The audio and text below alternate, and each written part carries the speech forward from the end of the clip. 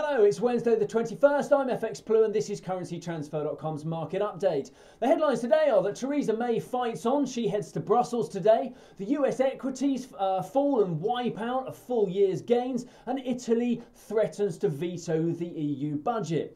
So Theresa May hasn't made much progress with her Brexit agreement, but her opponents seem to be losing momentum in their quest to topple her.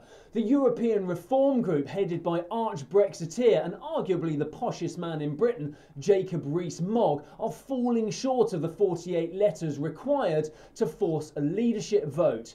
Yesterday, the Prime Minister addressed the CBI to sell her Brexit plans to business, but her real problem still lies in parliamentary approval, and that took a knock yesterday. Northern Irish MPs refused to support the budget bill in a demonstration of what may be to come if she reneges on a promise and casts Northern Ireland adrift from the rest of the UK, which seems likely in order to get the deal done with Brussels. Sterling held up pretty well until late in the day yesterday, when the market lost its nerve and started another sell-off and drove cable down to 127.75.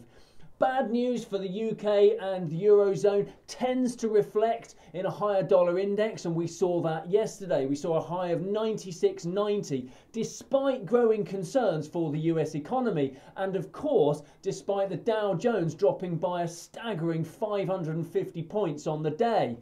The dollar is likely to remain reactive ahead of the December rate hike, when Jerome Powell will need to clarify plans for 2019, as the prospects are beginning to look less positive. The prime driver of longer-term dollar support has been the growing interest rate differentials. So if the Fed adjusts their forecasts and the differential is going to remain the same for a little while, then the dollar will risk losing a major plank of its support.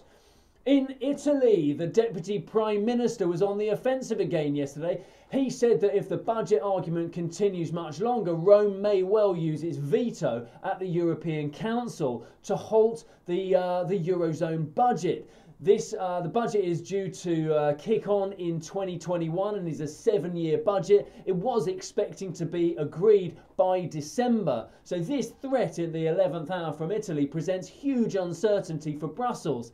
Well played, Italy. 1-0 on the day yesterday.